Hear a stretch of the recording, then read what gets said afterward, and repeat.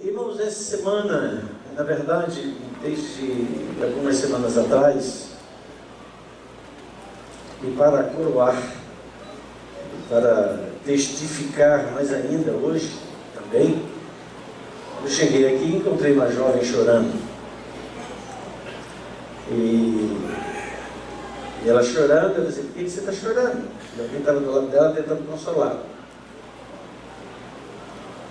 E ela batia no peito dizendo: eu estou chorando por aqueles que estão desanimados. Eu tenho certeza que esse choro não é seu. Eu não sei nem de você estar aqui na audiência. Esse é o choro do Espírito Santo dentro de você. E tem tudo a ver com aquilo que vai acontecer hoje. Já começou a acontecer. Um pouco antes, nós vimos aqui um razoável número de adolescentes, de jovens sendo batizados. Uma nova geração.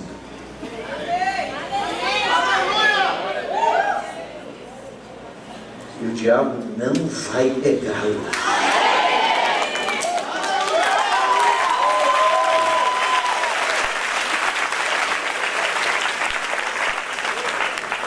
Há 3 semanas que estamos fazendo essa declaração. Estamos em guerra.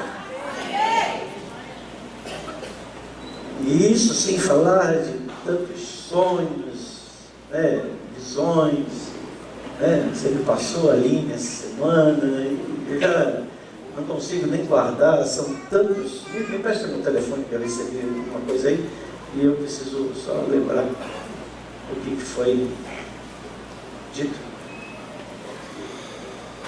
Há cerca de algumas semanas atrás, acho que mais precisamente contando com essa, são 4 semanas,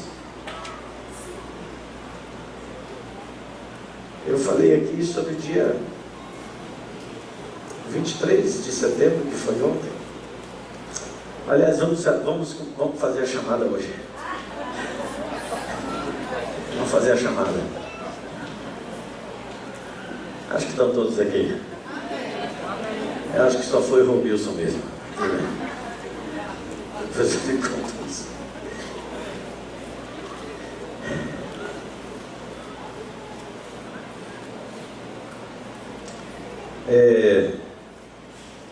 Essa mensagem foi passada por alguém que eu reputo como alguém de confiança, não é daqui de Terra Fértil,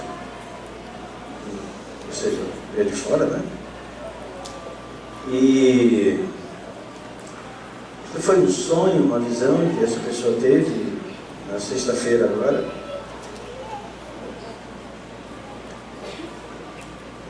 E são apenas algumas partes que eu quero citar aqui.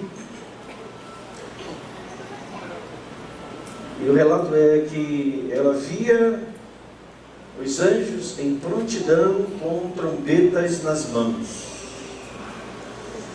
A chamada da conferência, nos anúncios, é precedida pelo toque do chofar, né? Será que sou eu, ou alguns aqui, ou todos aqui sentiram assim? Cada vez que a gente ouve esse toque do chofar, parece que tem parece que dá aquela suspensão na respiração, né? Isso não é coisa das suas emoções, não. Isso é coisa do seu espírito. Nosso espírito. O nosso espírito clama a papai. O nosso espírito anseia pela volta de Cristo. Ele dizia... Ele via os anjos em prontidão com trombetas nas mãos, e junto com essas trombetas ele ouviu um gemido muito alto que lhe fazia doer na alma. E ele então perguntou: Senhor, quem está gemendo desse jeito? E ele disse: é o Espírito Santo, que está intercedendo pelos escolhidos que estão dormindo o sono da negligência. Estão desapercebidos acerca do arrebatamento, estão acomodados e vivendo despreocupadamente. E o Senhor continuava a me falar dizendo: vai e fala, por onde você passar, fala para o meu povo, que o relógio do céu já marca o último segundo. Faltou um glória a Deus.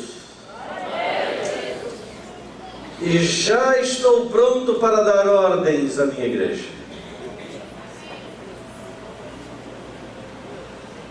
É muito longo.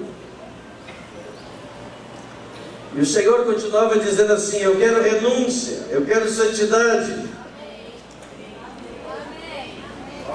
Eu quero que eles se purifiquem e lavem as suas vestes.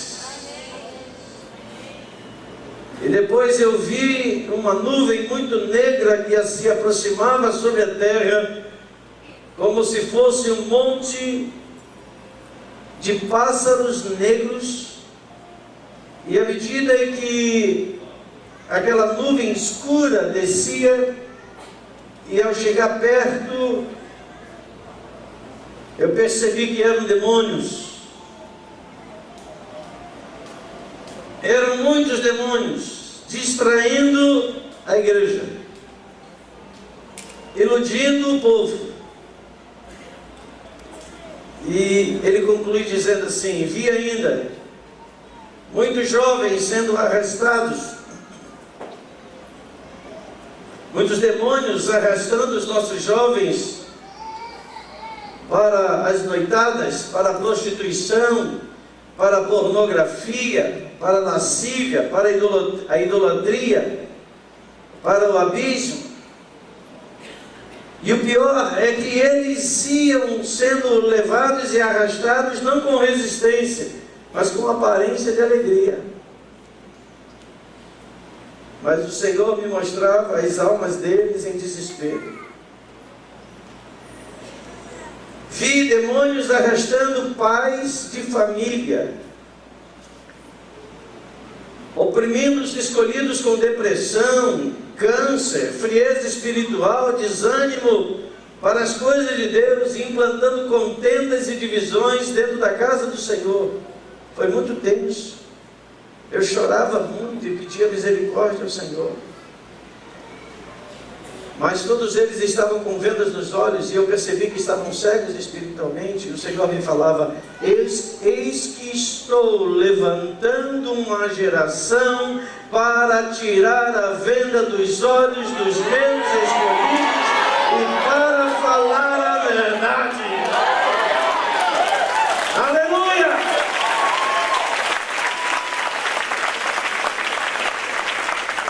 É muito extenso e eu paro por aqui porque você já entendeu o contexto de toda a visão. E é disso que estamos vivendo, é disso que estamos falando e estamos vivendo hoje. E não acreditemos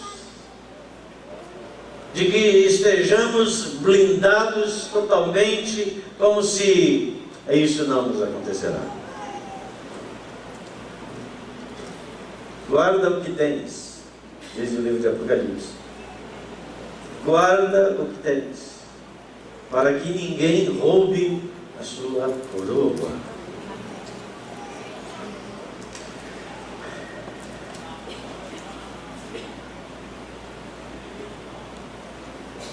A coroa dos pais são os filhos.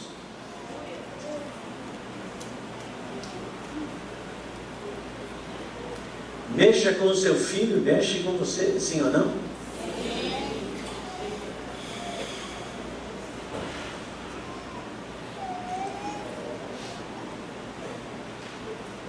Eu quero começar com uma citação de Martinho Lutero.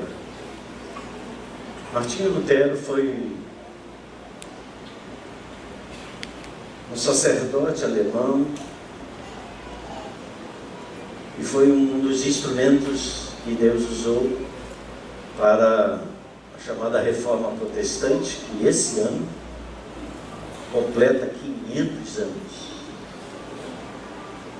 meio milênio. Esse ano, dia 31 de outubro, é aniversário da Reforma. Foi um grande mover que há 500 anos atrás, dia 31 de outubro, o Espírito de Deus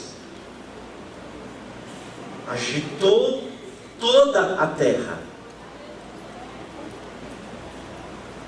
E ele foi procurar alguém com quem ele podia contar, e ele encontrou um sacerdote católico, chamado Martinho Lutero. A diferença era que Lutero se debruçava sobre as Escrituras e buscava conhecer o sentimento do coração de Deus. E seus olhos foram abertos, e por conta disso ele pôde produzir toda aquela ação e reação ao estado em que a igreja vivia, e ele fez grandes proclamações que, através delas, o Espírito Santo se valeu para trazer uma grande reforma no meio da igreja, onde surgiram então aqueles que passaram a ser chamados de protestantes,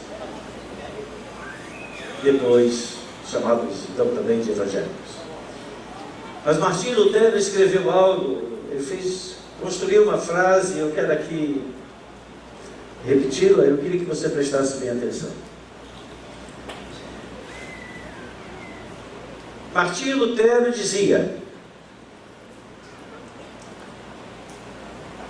toda pregação aos nossos ouvidos deveria ser ouvida como uma voz apocalíptica, como Cristo chegando em nós. Uau! Martinho Lutero disse: toda pregação deveria ser ouvida pelos nossos ouvidos como uma voz apocalíptica, ou seja, como uma voz do fim dos tempos. Como se Cristo, que é o coroamento na sua vinda no fim dos tempos, chegasse a nós. Então hoje aqui não é um lugar de palestra, hoje aqui não é um lugar de um texto bíblico lido e uma opinião sendo transferida. Hoje aqui estamos pregando o Evangelho do Reino de Deus, e que eu e você possamos encarar Cristo chegando em nós, porque isso faz ou fará na nossa vida toda a diferença.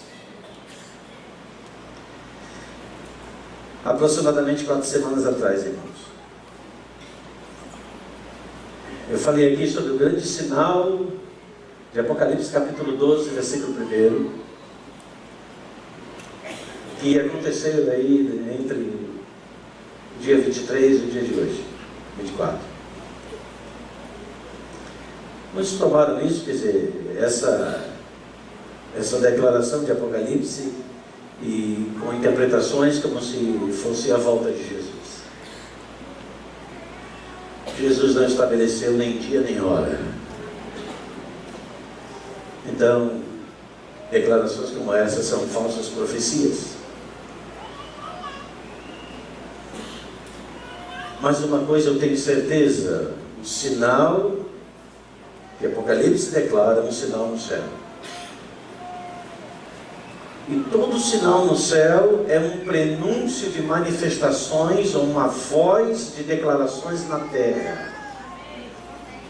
Antes que qualquer coisa aconteça na terra, ela será primeiro declarada nos céus.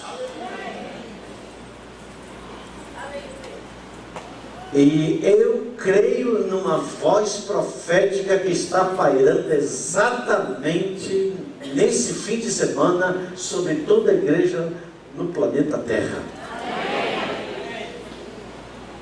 Onde, ao você ler o capítulo 12 de Apocalipse, vai lá dizendo, nos versículos mais à frente, que um filho varão, varão está falando de maturidade, um filho varão sendo gerado. Eu creio que nessa noite, diante da festa da proclamação de Cristo ressuscitado através desses irmãos que foram batizados, através de todas essas evidências que nós mesmos temos percebido, através de declarações de sonhos e visões, relatos que não são poucos, excluindo aquelas que são frutos meramente de uma noite mal dormida.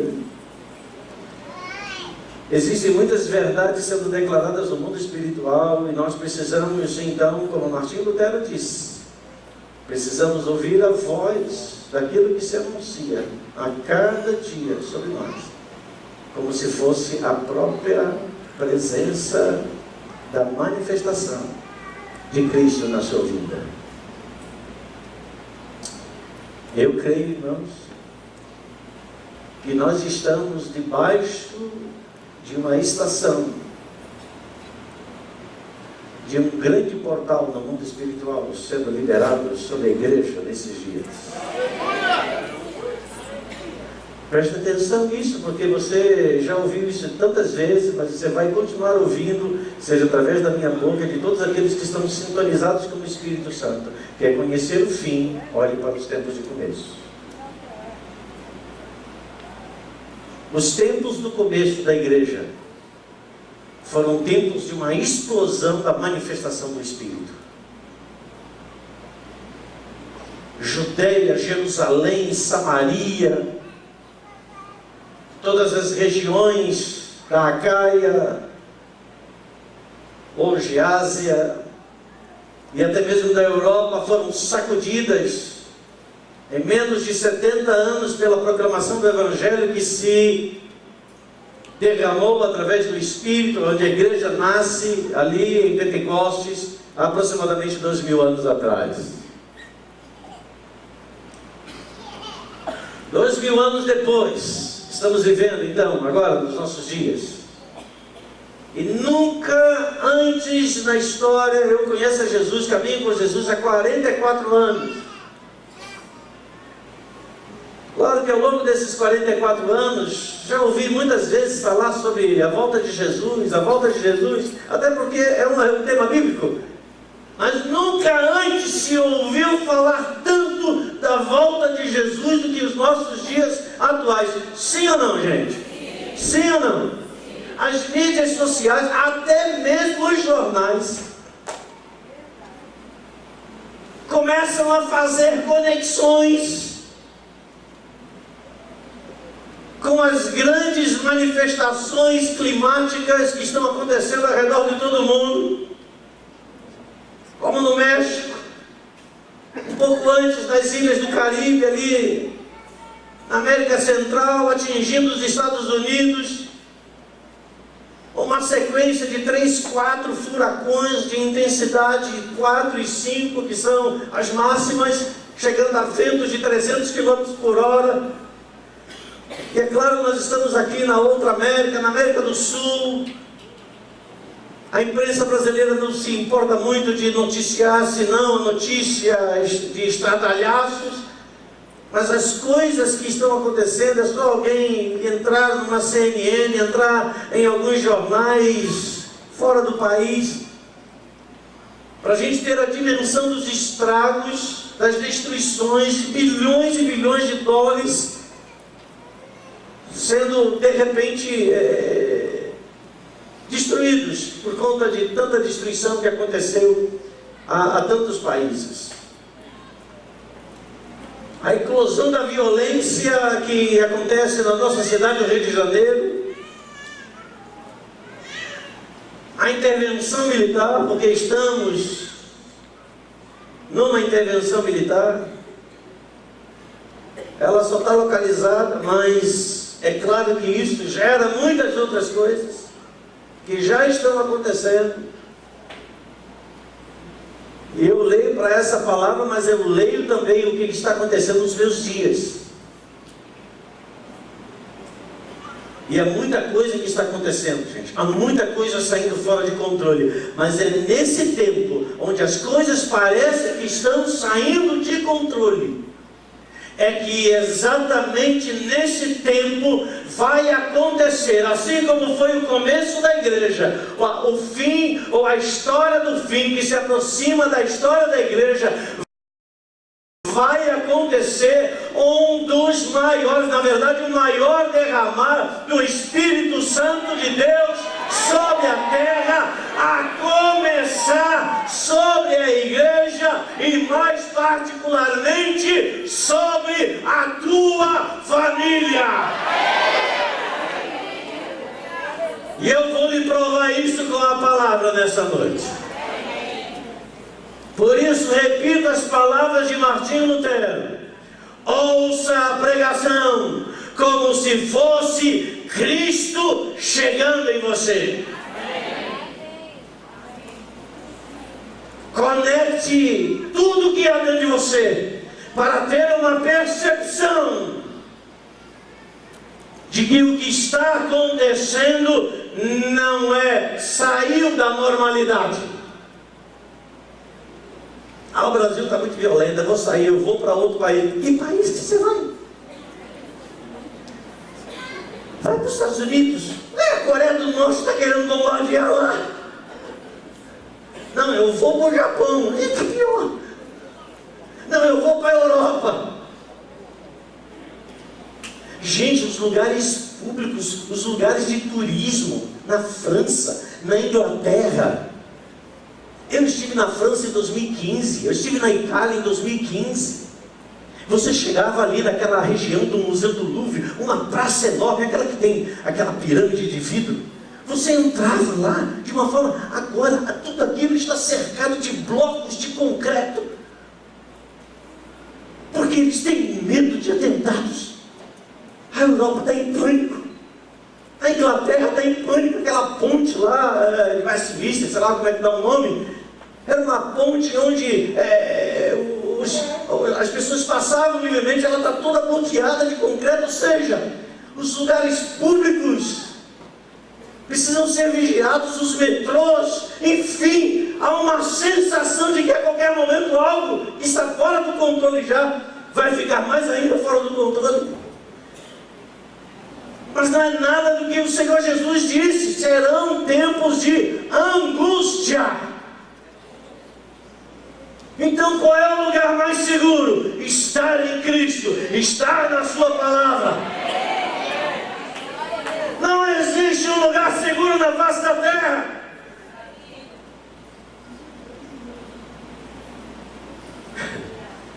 Claro que nós queremos, dentro daquilo que é possível, termos paz. Mas o negócio pode estar pegando fogo do lado de fora, meu amado. Se há Deus, há paz, há shalom de Deus dentro do teu território. Eu vim aqui essa noite, eu pedi ao Cláudio, por favor, hoje, faça os batismos. Eu quero estar focado naquilo que o Senhor colocou no meu coração. Não que isso fosse algo secundário, mas entenda. Eu queria estar focado. E eu começo lendo com você Mateus capítulo 17, versículo 9. Mateus capítulo 17, versículo 9.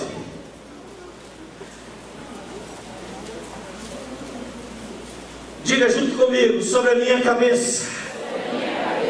Diga: sobre a minha cabeça está presente uma estação, está presente uma nuvem, um portal no mundo espiritual foi aberto sobre a minha casa, e toda a minha casa será levantada com pais maduros e filhos maduros, e os meus filhos e a minha descendência não será levada pela enxurrada que o dragão, Satanás, abriu a sua boca para destruir.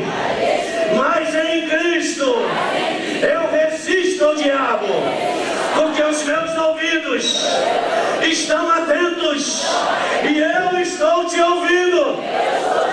Leão, eu estou te ouvindo. Leão, você que anda ao teu redor. Diabo, eu estou te ouvindo. No meu território, você não entra. Aleluia. Aleluia. Você pode dizer, apóstolo, mas já entrou. E eu te digo, vai sair. Vai sair. Porque onde habita Cristo, os demônios não podem habitar. Onde a glória de Deus está presente, as trevas têm que recuar. Sim ou não, irmãos? Ter aflições, Jesus disse, todos nós teremos. Basta estarmos vivos, já é uma aflição. Mas o Senhor disse, tenham bom ânimo. Alô, tenham bom ânimo. Quantos querem morrer, digam amém. O negócio está pegando e ninguém quer morrer. Claro que não. Mas se a palavra não diz que estar com Cristo é muito melhor. Não, eu quero reinar na terra a partir de agora. Ah, não, entendi, tá bom. Legal. Mateus capítulo 17, vamos lá. Glória a Deus. Glória a Jesus. Glória a Deus. Glória a Deus. Glória a Deus. Se eu não tiver nada para dizer, dá glória a Deus. É isso aí. Mateus capítulo 17, ele fala naquele momento onde Jesus se manifesta àqueles seus discípulos, Pedro, Tiago e João, onde a face de Jesus resplandece, suas vestes ficaram brancas como a luz do sol ao meio-dia. Então o que aqueles discípulos estavam vendo naquele momento era Jesus glorificado entrando na terra. Porque é assim que ele vai voltar. Brilhando com a luz mais forte do que o sol do meio-dia.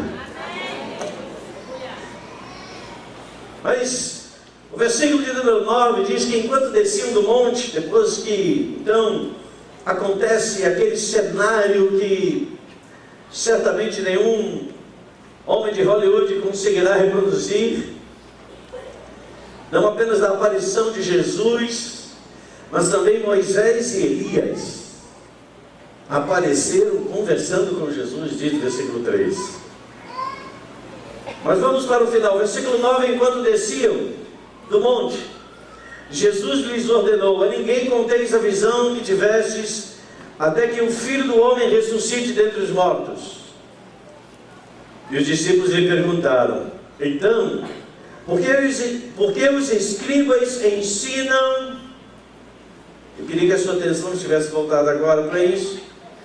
Porque os escribas ensinam que é preciso que Elias venha primeiro. Ao que Jesus lhes respondeu, Elias com certeza vem e restaurará todas as coisas.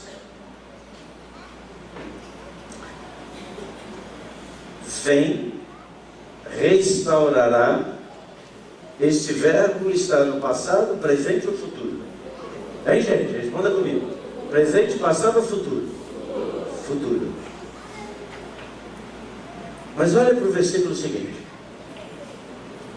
12. Eu, todavia, vos afirmo. Então Jesus acabou de dizer, Elias vem e restaurará todas as coisas. Mas no versículo 12, Jesus disse, eu todavia vos afirmo, Elias já veio. Passado, presente ou futuro? Então Elias já veio, Jesus está fazendo essa afirmação, mas também no versículo anterior ele está falando que Elias virá. Já veio ou virá no final? Elias já veio, mas não reconheceram e fizeram com ele tudo quanto desejavam. Da mesma forma, o Filho do Homem irá sofrer nas mãos deles. Versículo 13 diz, os discípulos entenderam então que era a respeito de João Batista que ele havia passado falado. Ok? Então quando Jesus afirma no versículo de número 12, Elias já veio, Ele estava se referindo a João Batista, que já havia inclusive morrido, porque foi João Batista que veio na unção de Elias. João Batista veio debaixo do mover do Espírito de Deus que operou em Elias. Mas esse mesmo Jesus afirma que, versículo 11, que Elias com certeza vem e vai fazer o quê? Vai fazer o quê, gente? Como um grande coral, vai fazer o quê? Restaurará. Presente, passado ou futuro?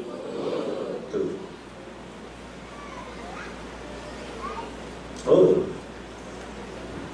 Diga assim, Espírito Santo. Fala isso com a verdade, não apenas repetindo o que eu estou dizendo. Diga, Espírito Santo. Abre os olhos do meu entendimento nessa noite. Eu preciso compreender que tempo estou vivendo nas declarações de Jesus. Passado, presente ou futuro?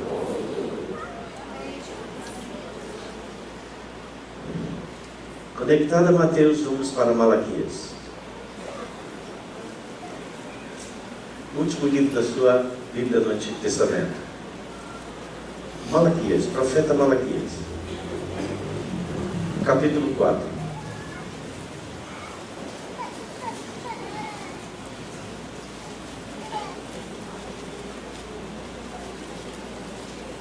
Malaquias diz, capítulo 4, versículo 1.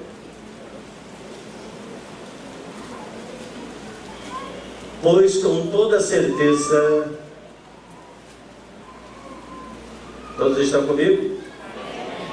Pois com toda certeza vem o dia, em fogo ardente, mais que uma fornalha. Todos os arrogantes, todos os maldosos queimarão como palha seca na fogueira. E aquele grande dia vem se aproximando depressa. Não sobrará raiz nem ramo algum, diz o Senhor dos Exércitos. Todavia, para vós quantos amam o meu nome, todavia, diga todavia, para mim, o Senhor diz, para vós quantos amam reverentemente o meu nome, em lugar de serem dias sobre você,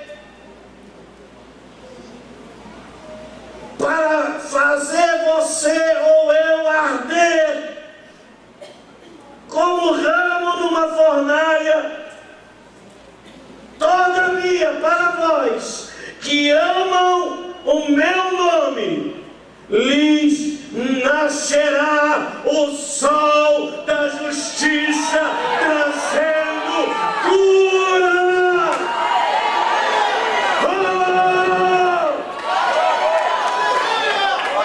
Nascerá o sol da justiça, trazendo cura sobre as suas asas.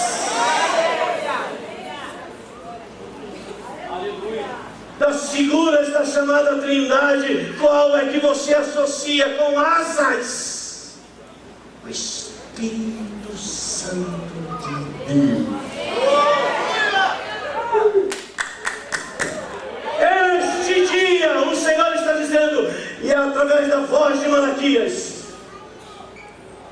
virá este dia, o dia do Senhor está chegando. O que é o dia do Senhor? É o dia da manifestação da volta de Cristo Jesus. E Ele virá como fogo consumidor, que consumirá todo o galho que consumirá toda a raiz seca. Todavia, para vós outros, diz o profeta, que fala da parte de Deus, que amam o meu nome, nascerá o sol da justiça, trazendo cura em suas asas, sobre as suas asas, e vós havereis de sair saltando de alegria, como bezerros soltos no curral.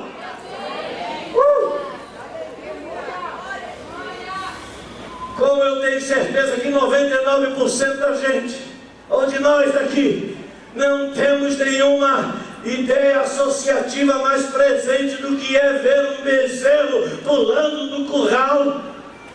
Eu vou expressar um pouquinho, vou mudar essa figura.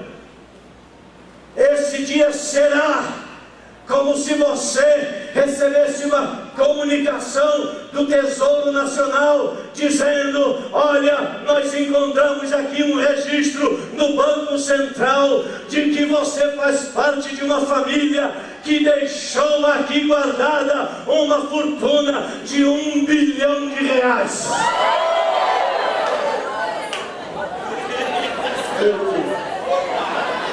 Glória a Deus.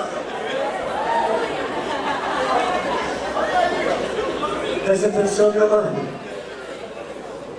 Não existe linguagem natural, presta atenção nisso, para expressar as realidades espirituais. Toda linguagem natural é pálida diante da realidade extremamente superior, que é os fatos espirituais. O Senhor está dizendo: vocês vão saltar naqueles dias como uma gazela, como um bezerro solto no curral.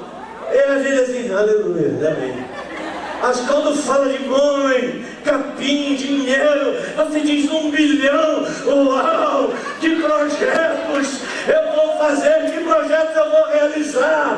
Você já logo convida para a semana que vem, para a gente ir lá no fogo de chão, lá em algum lugar, aí no Rio de Janeiro, não sei nem onde fica, ou vamos lá, uma coisinha miúda, vamos lá comer um hambúrguer, mas enfim, você vai se alegrar, porque você sabe que isso é tremendo.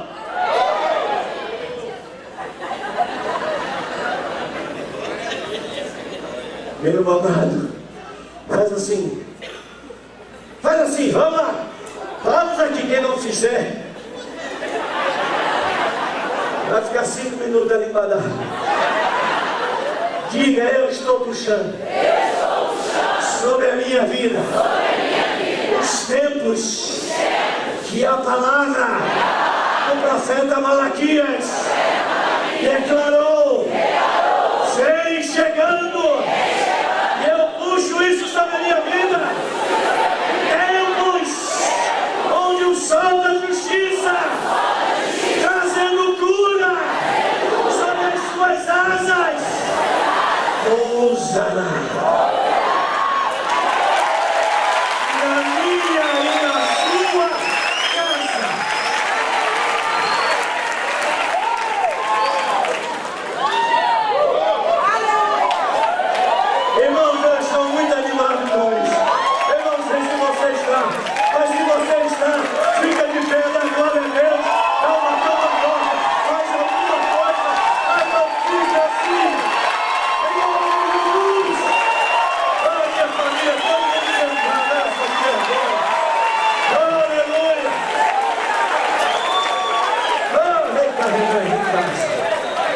Senta aí, irmão. Rápido, vamos embora, rápido. Eu vou na meia da mensagem. Cadê o meu microfone aqui? 10 segundos, vai lá. Comunica aí.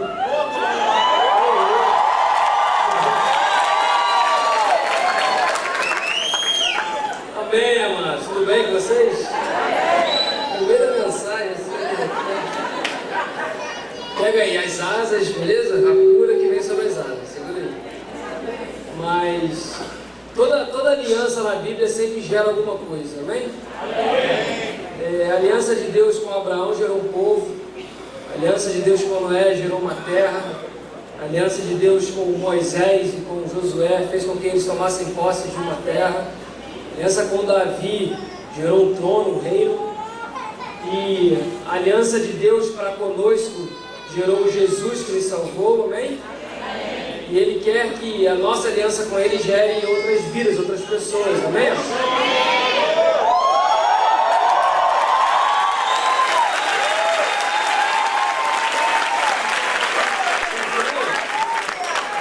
Seguindo essa ideia, essa lógica, Vai rolando. alguns dos irmãos já sabem, outros sonharam, outros já sabem por terceiros e tal, mas eu gostaria de comunicar, anunciar a todos que eu e Marcelo estamos grávidos.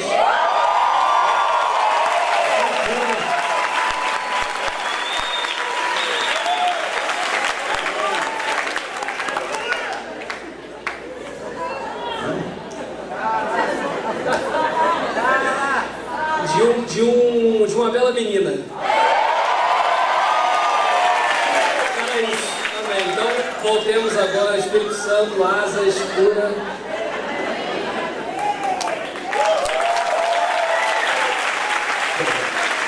Aleluia.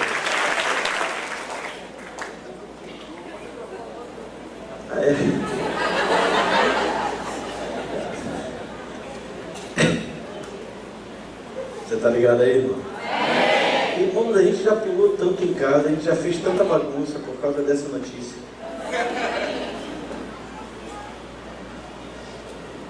O diabo está tão furioso, que o iPad está brigando aqui comigo. Eu quero passar a página, eu não consigo.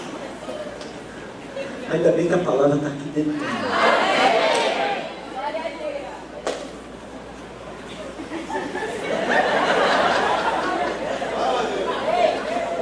Continua lá em Malaquias, está lá em Malaquias.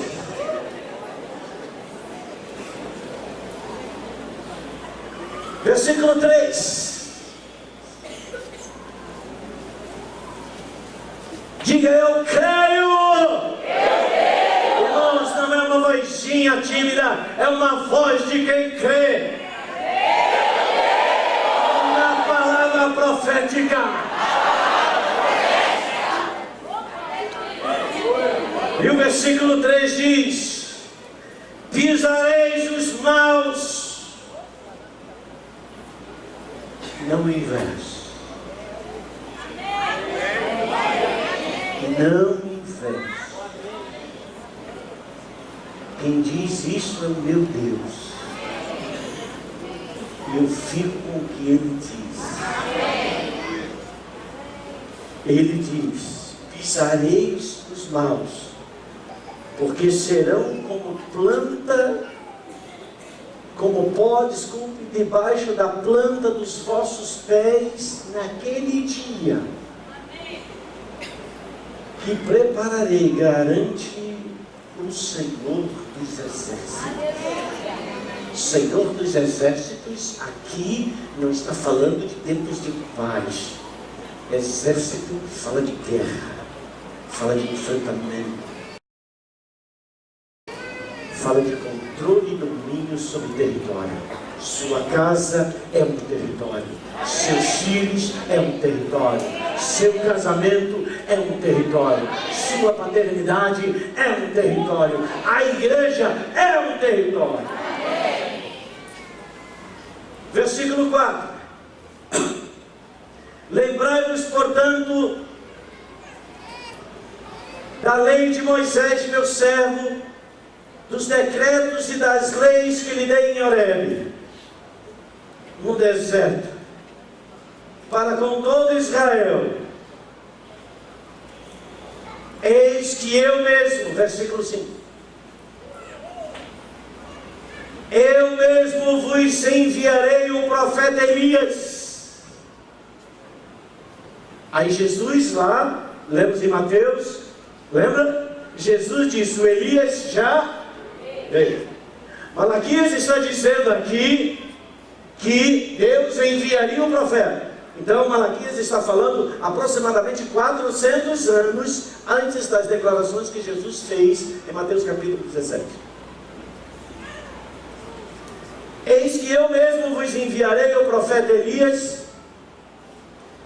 antes que venha o grande. E que formato é este dia? Que dia seria esse? Dia terrível. Algumas Bíblias falam de um dia assombroso, espantoso. É um dia incomum. Alguns associam que esse dia foi o dia que anunciou o nascimento de Jesus, a sua primeira vinda. Erro. Porque esse dia não foi um dia terrível. Tinha anjo cantando, tinha anjo louvando a Deus. Um dia terrível, meu amado, não tem música. Um dia terrível tem pranto, tem choro. Mas no dia que Jesus nasceu, no dia que Jesus, Filho de Deus, entra na terra, houve festa, houve celebração, houve alegria. Então não é deste dia que Malaquias está falando. Ele está falando de um outro dia, que é o dia da volta do Filho de Deus. E diz mais: esse dia virá onde Elias então procurará fazer, ou restaurará, ou fará com que os corações dos pais. O que vai acontecer? Hein, gente? Gente, olha para a sua Bíblia. O que vai acontecer com o coração dos pais? Se converterá. Quem tomará a iniciativa de se mover? Filhos? Não, pais. Onde o coração dos pais se converterá, se inclinará, dará atenção, vai olhar como nunca antes olhou, vai atuar como nunca antes atuou para com o coração dos filhos, e haverá uma reciprocidade, porque é obra do Espírito que atuará no coração dos pais, mas também atuará, Lúcia e Renato, no coração dos filhos, nos pais e nos filhos, nos pais e nos filhos, antes que venha o grande e terrível dia do Senhor.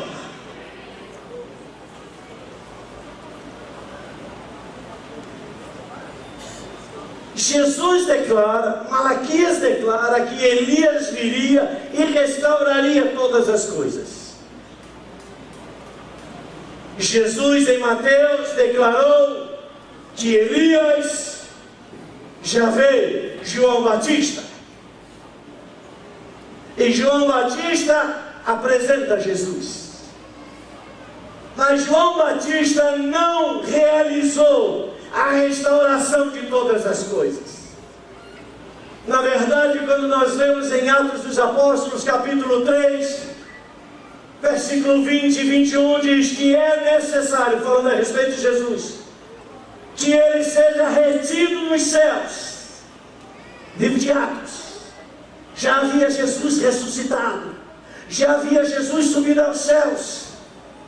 E Atos diz, é necessário que Jesus seja retido dos céus, até que na terra todas as coisas sejam restauradas. Mas que todas as coisas são estas.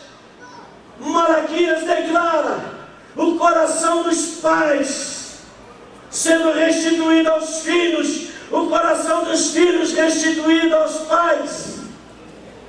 O que Deus está falando, irmãos, é que vem e na verdade já foi liberado sobre a terra um grande mover debaixo das asas do Espírito, onde Ele vai varrer das nossas famílias todo espírito de rebelião, todo espírito de mentira, todo espírito falso, todo espírito de rompimento de relacionamentos, porque na casa do Senhor. A família, em primeiro lugar, será um lugar inicial da restauração de todas as coisas.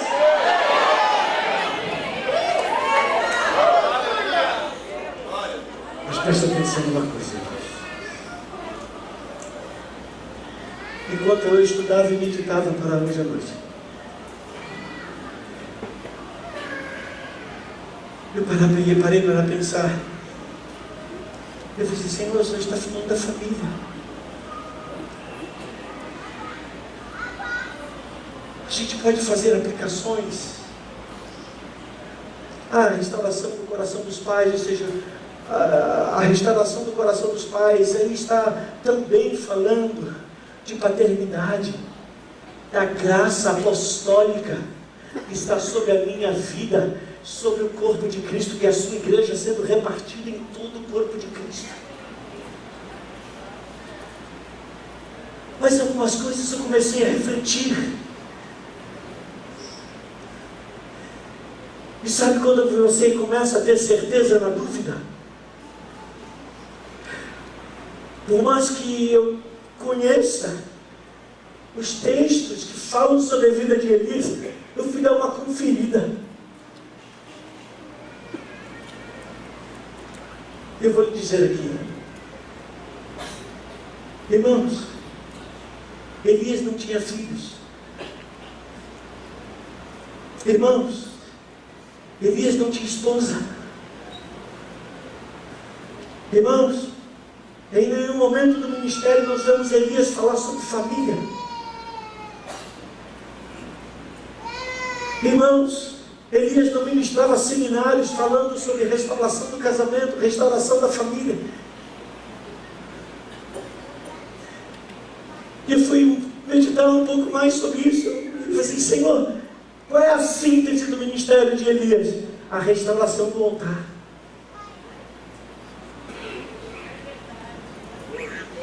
E o que é o altar? É o lugar da comunicação com Deus. É o lugar da intimidade com Deus. Então, meu amado, você pode fazer curso, você pode fazer seminários, você pode assistir todas as ministrações, todas as pregações no YouTube, em qualquer mídia social, falando sobre criação de filhos, falando sobre o teu relacionamento com o teu marido, sobre casamento. Você pode ir a todos os congressos, nada de errado quanto a isso. O que nós mais falamos aqui nesta casa é sobre família. E isso não é uma mensagem oportunista ou de ocasião. São anos e décadas falando sobre as mesmas coisas, mas é fato também, e vamos aqui assumir a meia-culpa. Muitas vezes nós ouvimos apenas como uma opinião, e não como Martinho Lutero declarou, como a voz de Deus, como se Cristo estivesse chegando.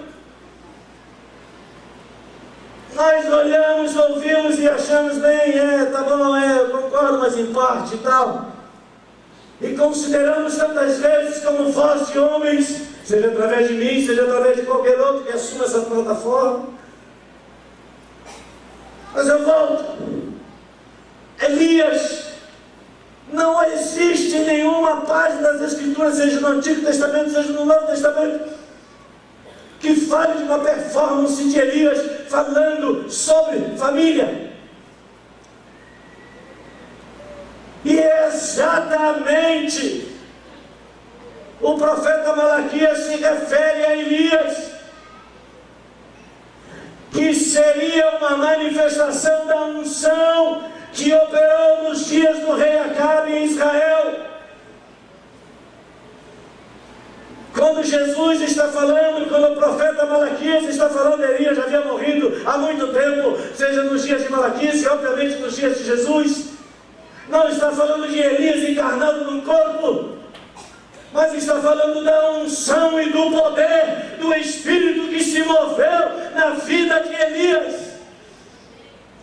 E é este mesmo poder e esta mesma unção, com graduações extremamente superiores, que vão se mover sobre as famílias que temem o nome do Senhor.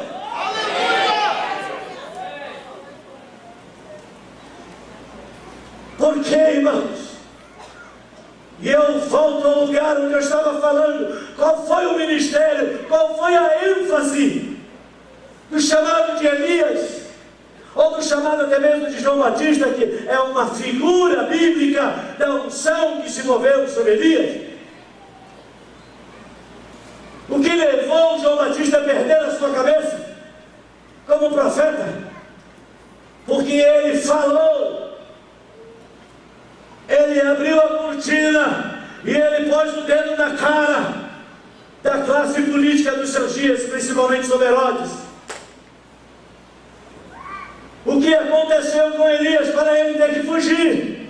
Ele se levantou contra toda a idolatria que o rei Acabe e Jezabel trouxeram para Israel, ao ponto de eles trocarem a adoração a Deus por adoração a Baal. E já falamos aqui em noites anteriores sobre o espírito de Baal que operou naqueles dias e continua operando hoje. E operar na terra, operar no lugar das casas, das famílias que não têm a Cristo, não é novidade nenhuma. Mas o pior é que está operando, em muitas vezes, nas casas de homens e mulheres que têm o temor de Deus.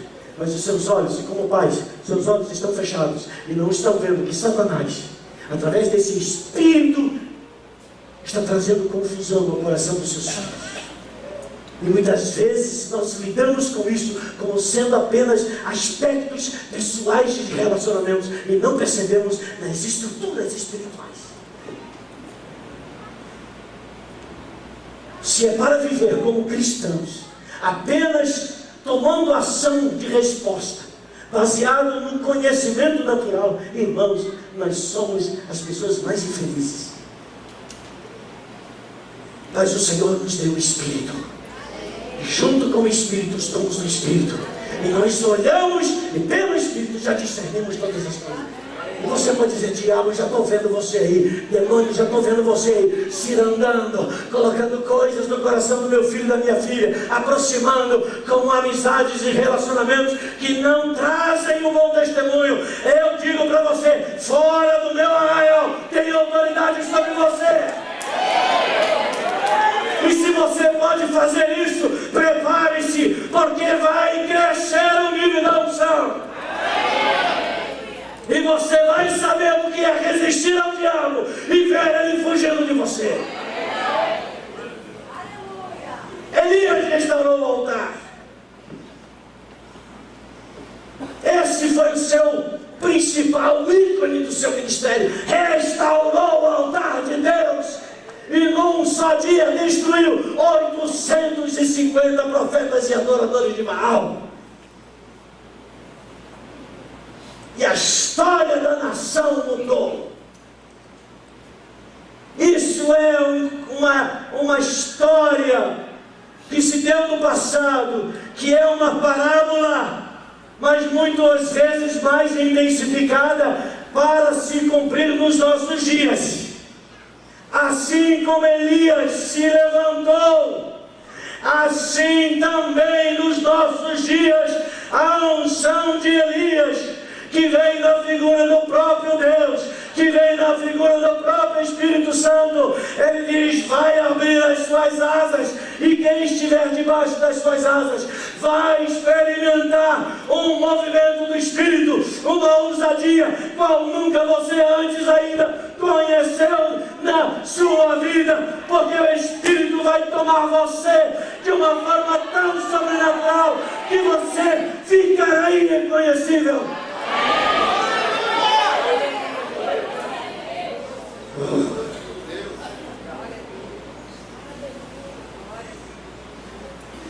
Quando se restaura o altar,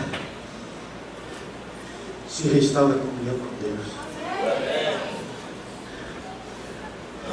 Elias restaurou o altar. A comunhão com Deus, a intimidade com Deus foi restaurada. Sabe qual é a chave de Elias? É que Elias a todo tempo Veja bem como é bom fazer academia. Estou aqui, ó. Mas eu fico aqui mais umas 2 horas. Sabe qual é a chave de Elias? Você vai ver nos textos, várias vezes Elias, falando em Elias, ele gera discípulos, e Eliseu vai falar as mesmas coisas. E a toda hora Elias está dizendo: diante do Senhor, em cuja presença eu estou. E ele começa a dizer, todas as vezes Elias está dizendo: diante do Senhor, em cuja presença estou. E eu digo a você, mas a unção de Elias começa quando você começa a dizer: diante do Senhor, em cuja presença eu estou. Eu digo: desobediência, recuar, venha obediência.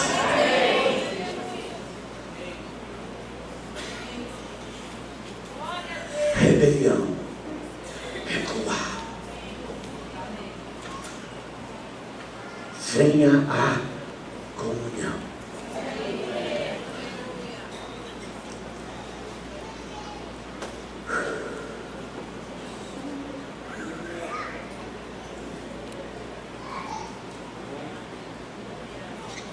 Abra 17, Mateus 17, 11, por favor.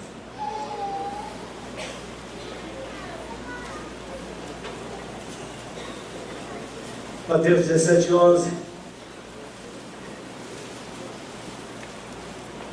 Eu queria que você lesse em voz bem alta. O diabo é meio surdo, então você precisa falar bem alto.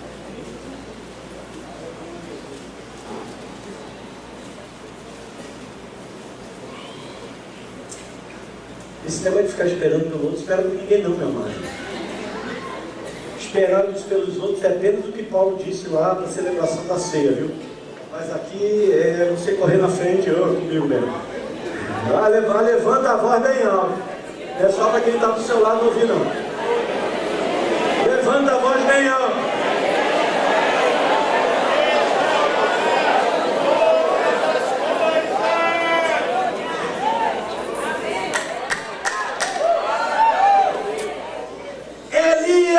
Com certeza vem.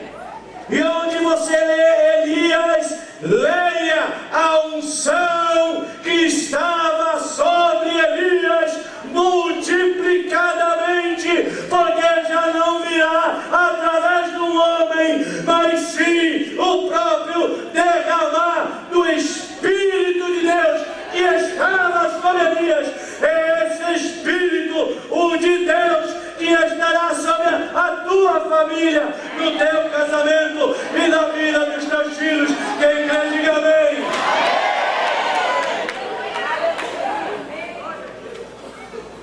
E o que Elias restaurará? Jesus disse. Bem alto, gente. Vamos lá, Rafael. Quantas coisas? Diga todas. Todas. Todas as coisas.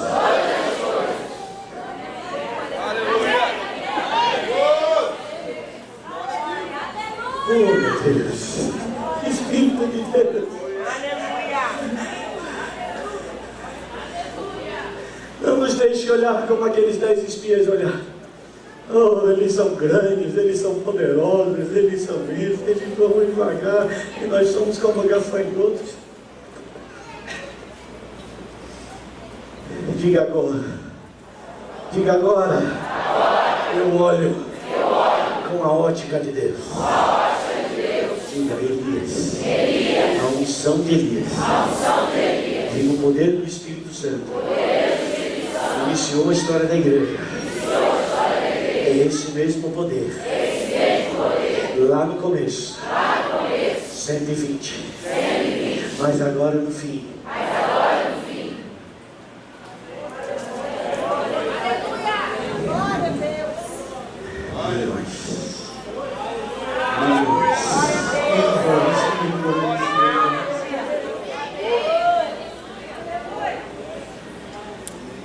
O que fará esta unção? Ela vai restaurar Ela vai restaurar o que, gente?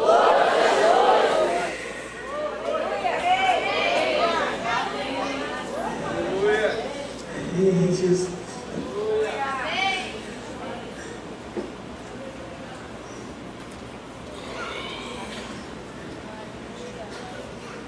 Irmãos, eu aprendi uma coisa.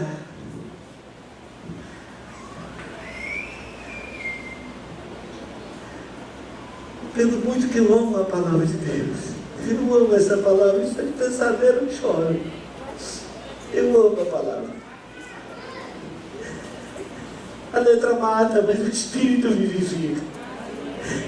E eu sei que a palavra de Deus é Espírito e vida. E eu sei que Deus fala comigo assim como Ele fala com você.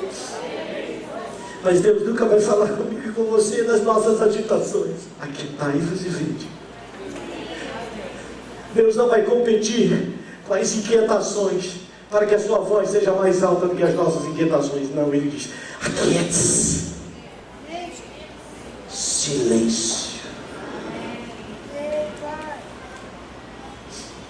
Uma coisa que eu aprendi: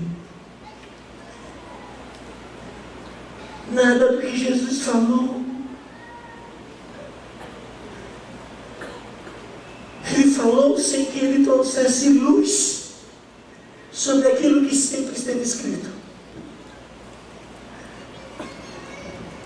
Nada do que Jesus falou foi uma novidade, como se nunca ninguém antes nos falou estas coisas.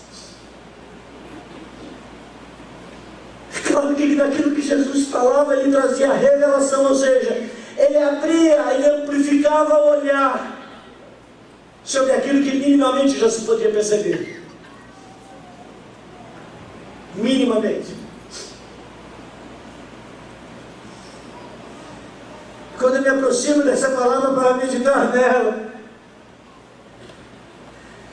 eu digo: Senhor, fala comigo primeiro, porque se o Senhor falar comigo, o Senhor pode falar com mais um.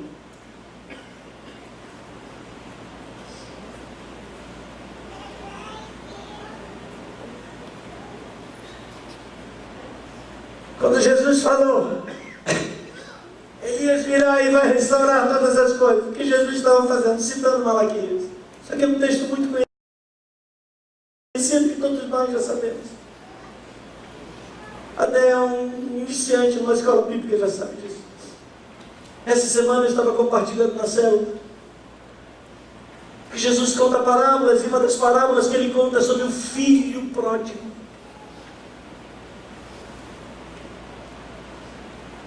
É uma palavra que Jesus inventou ali e contou ali. Não, Jesus falou sobre o texto de Oséias.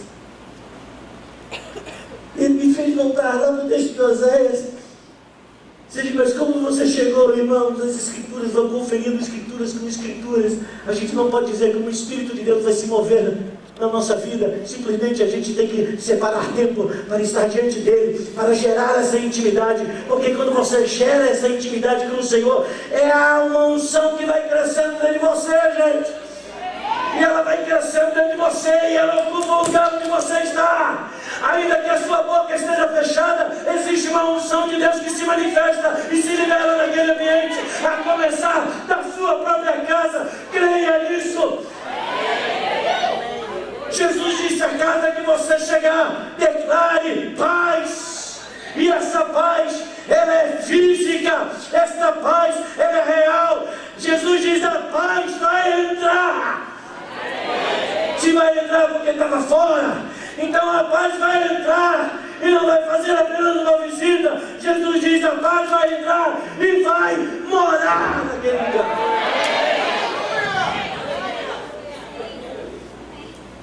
Então eu decidi aceitar as Escrituras como elas estão declaradas.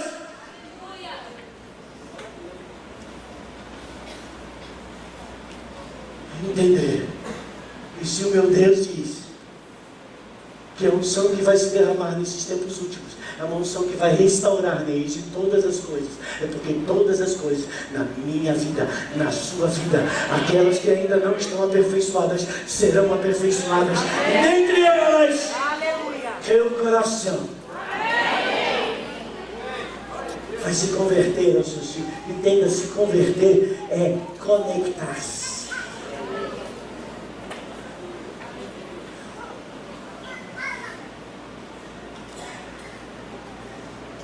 A casa, a minha casa, será chamado o quê? Casa de oração.